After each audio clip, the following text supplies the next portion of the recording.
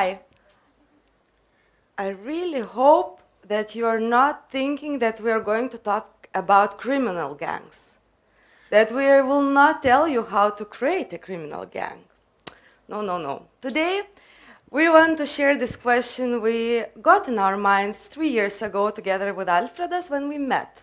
We had second cup of coffee and then, we're discussing some HR issues, wondering how to make people more effective, how to unite them, to make them goal-oriented, and started to look for examples, what other people are doing to succeed. And then the idea about gangs and gangs not doing team building came to our mind. So what we're going to do today, we would like to share with you 3 topics. First is, why do we talk about gangs? Second one, what is the gang?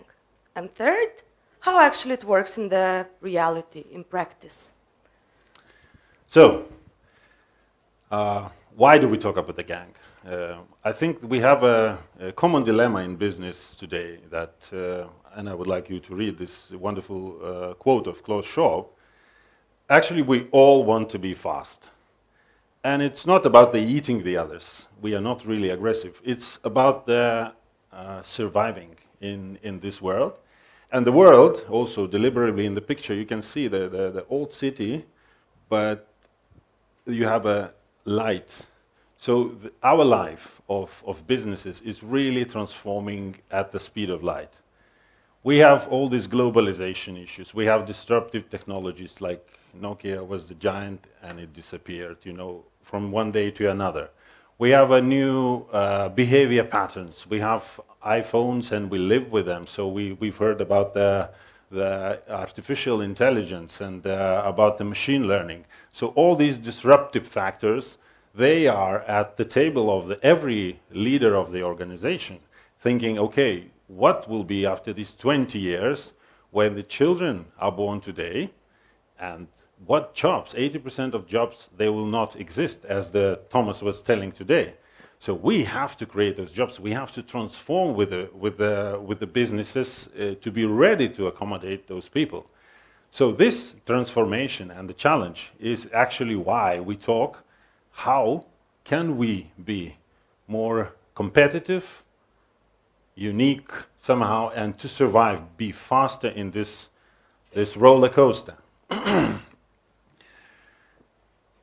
And how to be faster. So I think that is, again, a self-explanatory slide. So how this guy can be faster? Is it because of he can buy the better bike? I think they all have the best bikes in the world. All these gentlemen and ladies probably not in the picture. So you cannot be better, survive and be competitive because you have better resources. Because the availability to resources, availability to the information is now very penetrated. So you can buy anything what you can compare with. The only thing which really makes the difference, and I've learned it in my 20 years of professional experience, is the people. So how motivated and how passionate people are about what they do. So this is the key success factor and key competitive factor for every organization or a working individual. And then the question is, okay, how to motivate them? How to make them be passionate about what they do? I was passionate for what I was doing for all my life. I was really wondering, why do they pay the salary for me? Because I'm learning so much and it's so exciting, just to be here. But it's not the case, and especially with the millennials coming into the pictures, and with these global reports, what we see here, that 71 of the working millennials in US are not engaged or somehow engaged, and the 43% of wanting to switch the jobs. It's scary from the business perspective. It's scary. So we thought, okay, and I have a very good example. I had this working employment conversation with a guy. We were trying to employ the data analyst. And I was preparing for that, like, okay, what is motivation? Well, maybe you can do better. You can be, grow in the ladder of being a manager. Maybe we can give a car to you. Some motivation factors which normally work in the commercial organization. And there is that 20-year-old guy sitting and telling me, I want to work for you because you have a lot of good data to work with. I said, okay, data analyst, a lot of good data, sounds reasonable. No relation. I cannot relate myself to that. So, okay, said, get in. I felt the passion in his eyes. He was so passionate about the data. And he said, we need to do something with the data. He's passionate about it. How to motivate them? I have no idea. Okay, we have wonderful team building activities. So he will chip in. We go to the countryside, we do some kayaking stuff, so he will chip in. And he's in. And I have an idea how to. I want to put him, to unite him with the other of the team around the same topic. And I think that team building will work. And after receiving a call from Alfredas, I was telling him, come on, team building? Team building actually doesn't work for the goal you have, because companies are doing team building just because others are doing team building. So this is what we also should do. We should have motivational systems, we should give people cars, we should give them tables moving up and moving down, because we saw that other companies are doing this. Other thing is that team buildings are actually ad hoc activities. Like, okay, something is wrong, so let's do the team building, hoping that it will solve the problem. But people have to live life every day, so it's not creating a culture. It's just nice activity to have. And the third thing is, if people are kayaking, or like if they are, I don't know, going into swamps, this nice experience is not the same as working together. It's like if we're very good in the bar, having a nice chat, doesn't mean that on the board table we can really find an argument or like agree on certain things. And then I started like to advocate and asked Alfredas to look more into creating the culture, a strong culture. As anthropologist, I analyzed before, like, okay, if we look at gangs, or if we look at really strong cultures, what are the elements? What do they have to make it happen? What we could learn and take it from their life to our corporate life. And understood that there are certain elements. First of all the gangs, and it could be, gangs as church, united by one idea, or like it could be gangs such as bikers or supermoms, united by same values. What do they have in common? So first of all, they have very strong and understandable idea why we are here together. What is our common goal or common enemy? Also, values are uniting, same as the goal. And the elements supporting are like rituals, symbols, storytelling, because you need to know who is accepted and who do we take out of the gang, and the residence or office. And this sounds like words, but what we found out that there is this emotional unity among people, because while experiencing one ritual together, we get this action. It's not like the phrase we read.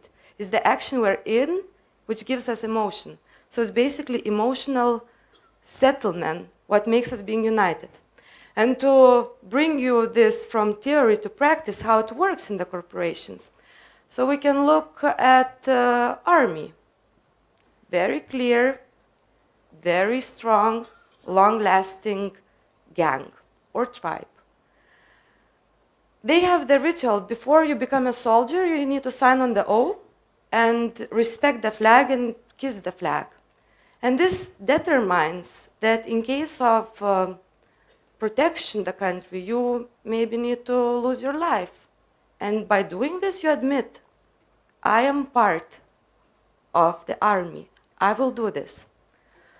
Other example is of a very extraordinary company, Mind Valley, based in Kuala Lumpur, working since 2003, and all their company culture was built on heroism, like being the heroes.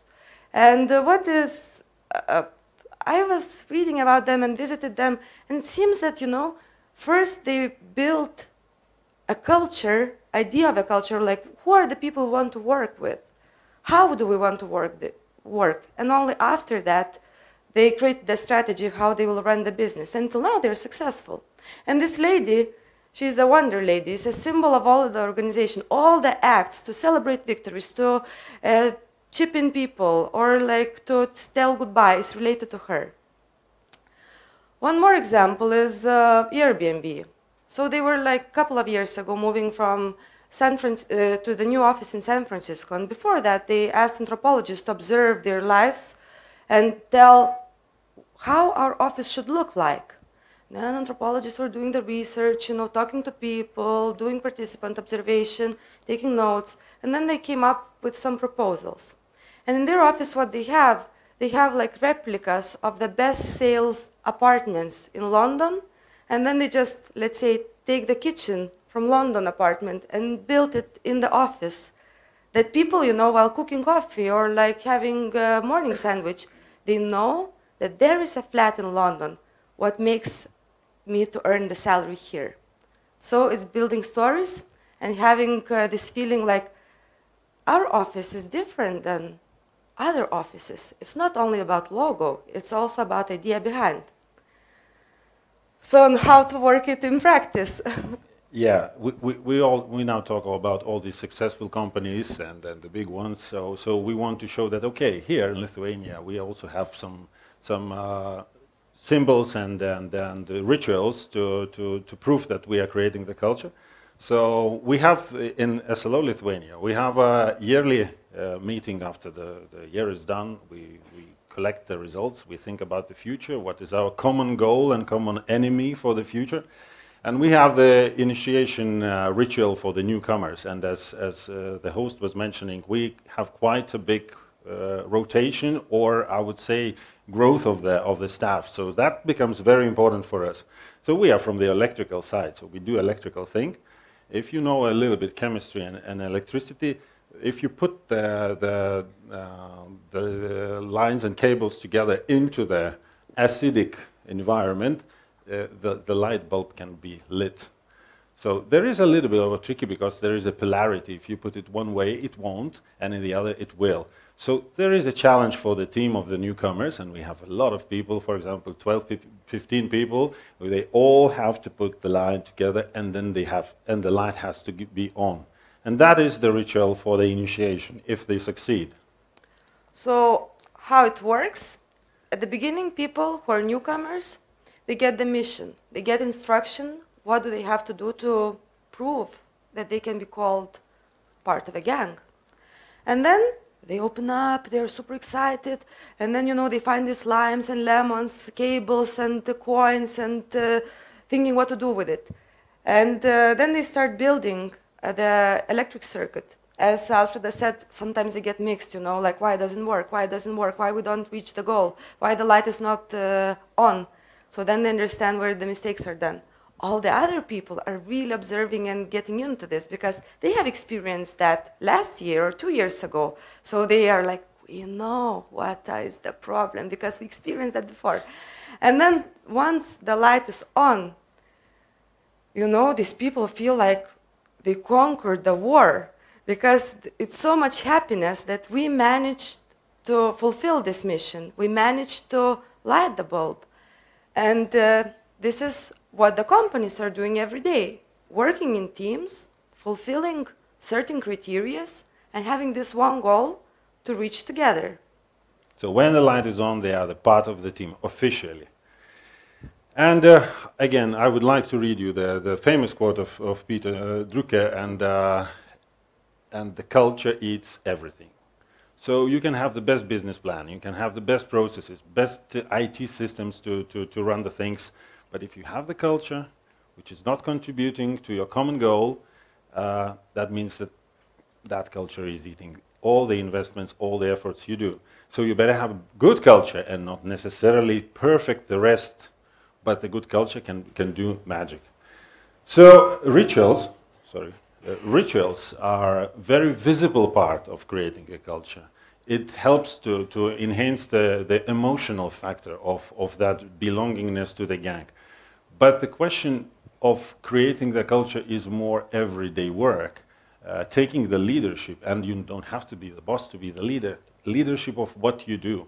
How do you evaluate achievements, wrongdoings, how to criticize, how bravely you act, and creating the way you want to look, what is your goal, what is your company image you think, and that is transferring a little bit feeling of belongingness to the gang, of owning the gang.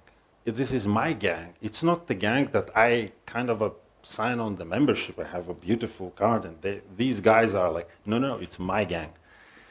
And that releases any restrictions of my efforts to do what I'm doing, because I'm doing it for me, not for the guys, not for the shareholders. Yes, it goes to the shareholders as well, but I'm doing it because I'm excited, I'm passionate, and I love what I do.